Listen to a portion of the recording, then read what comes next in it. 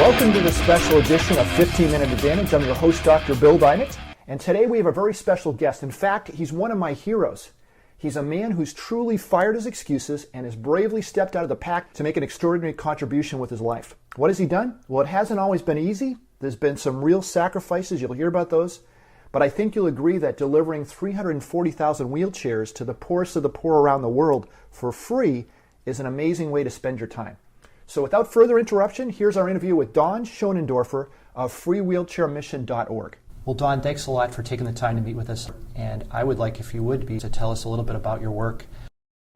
Sure. I'm a biomedical engineer, trained to be a biomedical engineer, PhD, MIT, all that. And I was, back in the late 90s, spending a lot of effort developing my career and material things in Orange County and on that whole rat track. And I had accomplished a lot of things as the engineer in the back room for some major companies. I looked into the issues of wheelchairs in the developing world, and I found out there's this huge unmet need. It's only an estimate, but there's over 100 million people crawling on the ground or waiting to be carried, or the worst off are the ones that are too heavy to carry and don't have the strength in their arms to drag themselves, and they're languishing in the back room in the darkness sometimes. So then I started to do some homework, talked to them, interviewed them, and they were using used American-designed wheelchairs or buying new American-designed wheelchairs. And altogether, in 1999, they had succeeded in giving away about 100,000 wheelchairs. So there's 100,000 people helped out of 100 million people. So 0.1% of the need was being met. And, an engineer looks at the problem a little bit differently. I started to look into how can I make the least expensive wheelchair that's possible that still preserves its function and its durability for these people in the developing world, that you're going to have to give these chairs away, because I knew they were the poorest of the poor. So did a little research on wheels and talked to some of the wheelchair manufacturers, knew that wasn't the way to go, because if you make a wheelchair for $1,000, you can afford to be pretty inefficient in the manufacturing. And if you look at the people who make bicycles, it's a very competitive business, and they've streamlined their manufacturing, and the volume is so high that piece price of wheels is very low. So it just seemed obvious to me, why not use bicycle wheels? And you're sitting in one right now. And what kind of wheels are they? And so I picked mountain bike tires because just had this intuition. You needed something wide, tread, so that you wouldn't sink into the soft earth, which is where a lot of these people live. No pavement. Right. And then look around for an inexpensive chair that's still functional, durable, and expensive. And the white resin lawn chair, you almost trip over them when you're coming out of Home Depot in the fall, because they're trying to get rid of them.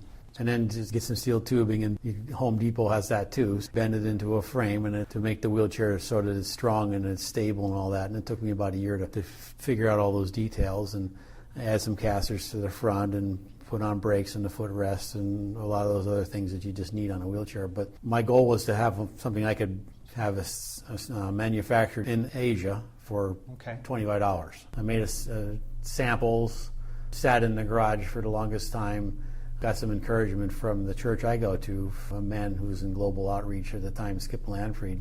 And Skip was with us in Congo when we delivered the chairs there. Skip Landfried. Same Skip, yeah. So Skip's replied by email and sets an appointment up. And I went down and quite timidly showed him the wheelchair, and he just thought it was great. Very encouraging man to begin with, and I could tell he wasn't making it up and trying to encourage me. And while he was test riding it in a parking lot at Mariners, a couple people walked by and, without being prompted, spontaneously said, "Boy, wouldn't that be a good wheelchair for people in the developing world?" Wow. So just that conversation was a catalyst right there. So then I wanted to make 100 of them, and my idea was I would do a clinical trial. I thought 100 wheelchairs, that's about all I can afford to make by myself, and they sat in the garage for another year because I didn't know what to do next. Wow. You can't test a wheelchair for the developing world in the United States. And then one day, while I was paying attention to the messages, Mariners, I get an elbow in the rib from my wife, who was reading a bulletin, and she noticed that there was an announcement for volunteers, doctors and nurses, to go on a mission trip to India. She encouraged me, as if for anything, just to put an end to this project that I had been talking about for a few years, and secondly, to get the 100 wheelchairs out of the garage so we could go back and get the car back in. So I went to the first meeting and was somewhat even hilarious, because they're going around the room introducing everybody, and there's gynecologists and orthopedic surgeons and trauma care nurses, and then there's this mechanical engineer who's got 100 wheelchairs. We managed to bring 4 wheelchairs with us, and I almost didn't go because I can't. What kind of a clinical trial can you do with 4 samples? met a lot of resistance in India, and it's mainly because I had no answers to any of the questions. If this does work, who's going to make them, and who's going to pay for them, and who's going to distribute them? And I didn't have any answers to any of this, so I just was saying, I don't know, but I want to try it. So we get there, they decide they're going to take the team out 2 hours out of town and set up a little medical camp. And they had advertised locally that you can come and see a doctor for free. I just went as a volunteer because I couldn't really practice any medicine there, basically to be a gopher.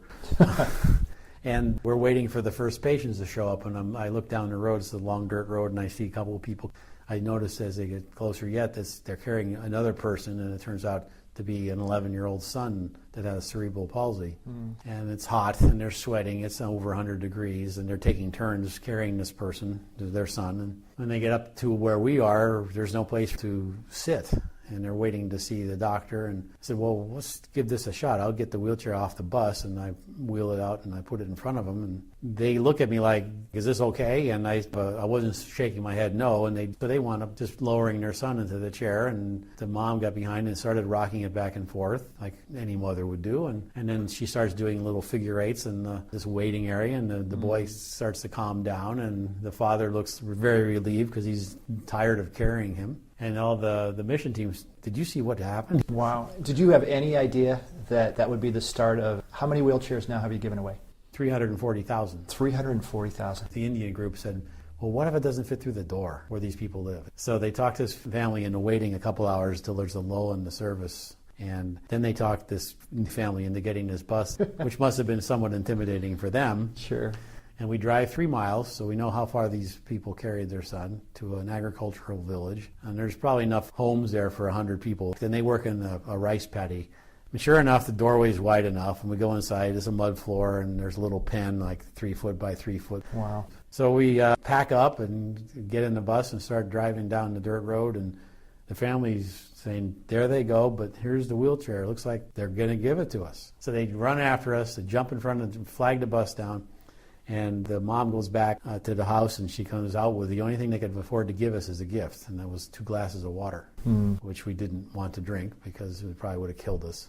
And that was the end of my clinical trial. A sample of one, but you had a major anecdotal study there going on, didn't you? Right. Wow. So what happened next? And then we came back to the United States, and the company I was working for went bankrupt while I was gone. So I was out of a job, and I put together a resume. But it was clear that I had something really exciting to talk about, more exciting than this opportunity to have a job. And so I didn't do well in a lot of interviews because all I wanted to talk about was this wheelchair. Your passions were elsewhere, huh? So I got a board and applied for a 501c3 nonprofit status. We felt it was a mission because the mission has a connotation of this Christian thing that we felt was driving us, because I had derived tremendous peace of mind from realizing who was really in charge of my life, because up till that time I was pretty much thinking I was in charge of it myself. And because having just been from India, they look at disability a different way. They have an explanation for it.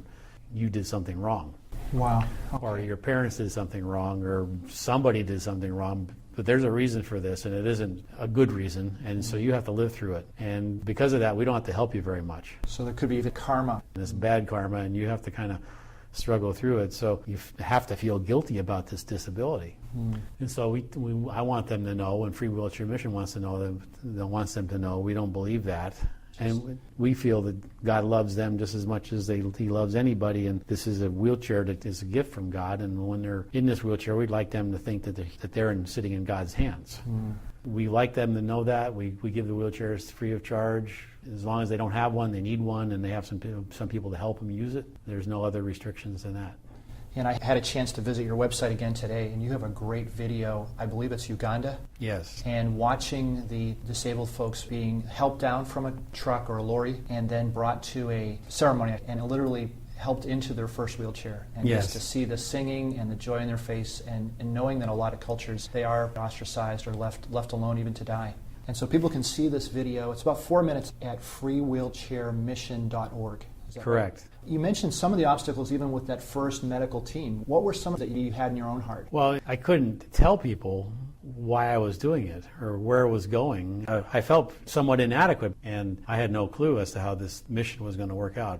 You had your first 100 chairs, and it was, can I even get rid of these? Right, and then I figure out a way to get rid of these, and now where are they going to get made? Because you can't make them in your garage anymore. You've got to be able to make them someplace where you can get them down to $25. And then we solve that problem, and then how are you going to fund this wheelchair? Well, you're going to have to talk to people about it. Well, what are you going to say? So you put together a program, a presentation, and you venture out for your first presentation, not knowing how people are going to react to this, and you're totally unsure about this, and yet you do it, and the next thing you know, people are really behind it. So I came to the decision, I'm going to have to give up my career. Wow. I spent the first 29 years of my life in school, and then the next 25 years practicing what I learned and becoming an expert at many different fields, and I'm going to say goodbye to all that. I'm going to manage a nonprofit, something I've never wanted to do, never knew anything about it. How did your family respond to all this? Well, we had plans. They're all going to go to Ivy League schools because that's where my wife and I went to school. And they were in private high schools in Orange County, and their peers are all looking forward to their convertibles when they graduated. And suddenly Dad comes back from this trip to India, and he's not going to work either like he used to. Wow. He's home, Wow. sitting by his computer all day. And after 3 months, my wife went back to work because she could see how committed I was, and she was equally committed. So she said, hey, it's my turn. I'll go back to work. That's and awesome. we hired a couple people before I got any salary, and now we've got to the point where we have 13 people on staff, and I get a salary too. So yeah, that's a different life. So your kids and your family now, What got them really switched over is a couple of mission trips. We Okay. took them down to Chile a couple of times. Okay. We have a great partner in Santiago, and they had a chance to do what I had been talking to them about, actually picking crawling human beings up off the ground or out of bed and putting them in a wheelchair and just seeing the emotion, seeing the impact of. So that changed their life. Yeah, and it's still, I'm sure, somewhat of a puzzle to them because of the change. Yeah. What would you say your goals are for the future of the free wheelchair mission? This wheelchair we have, it's pretty much a Model T Ford. We thought we were thinking maybe this wheelchair is not appropriate for everybody. Maybe we should just focus on let's satisfy 20% of the needs. So we picked 20% of this 100 million number, and we said we'll give these wheelchairs away to 20 million of the people. And then you'll figure out what you're going to do after that, huh? Right.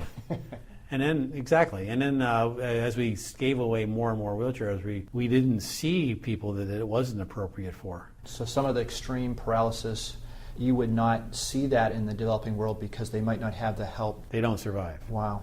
Don, what would you say to a person who says, I live here in the United States, I'm not sure I'm going to go overseas, but I want to do something. What would you say to a person like that?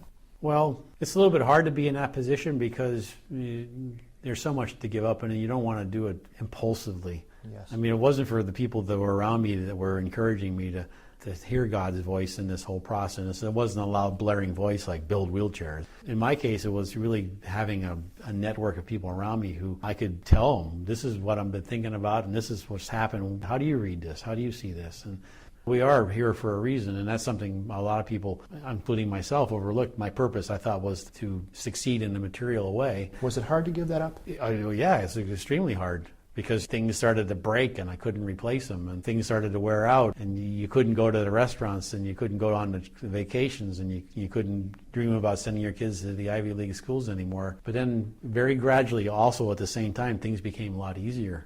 And you had to replace those longings for things that you didn't have for the appreciations of the things you did have. And also the appreciation that I have a feeling God's looking over my shoulder on this project. So I don't really have to have that drive of more and more and more and more. It sounds like it was a process. It took me quite a few months, maybe a few years. Yeah, and you just received, I believe, the Congressional Medal of Honor. It's a, Above and Beyond award for civilians? Or Yeah, to get the Congressional Medal of Honor, you have to be in the military Okay. and do something totally outrageous, heroically, which the group that has done that and have received that medal decided years ago that they would set up their own organization, a society, Congressional Medal of Honor Society, for the recipients. And then they said, there's people that are civilians that are doing things in the same level as what we did in the battlefield. They're not being recognized by anybody, so we should. And so they came up with this Above and Beyond award, and this year was the first year they gave them out, and we got one of them. We're one of three, I understand. Right.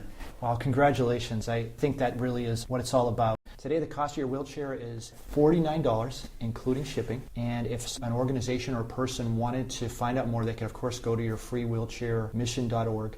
That's the best way, because there's phone numbers and email addresses. If they're in Orange County, there's lots of things they can do right here. But we're starting to reach out to other cities all around the country now. Surprisingly, there's things going on in 6 or 7 cities today. Wow. just about us. Wow. Well, thank you so much for taking the time for us, and God bless and best wishes as you head toward 20 million wheelchairs. Thank you.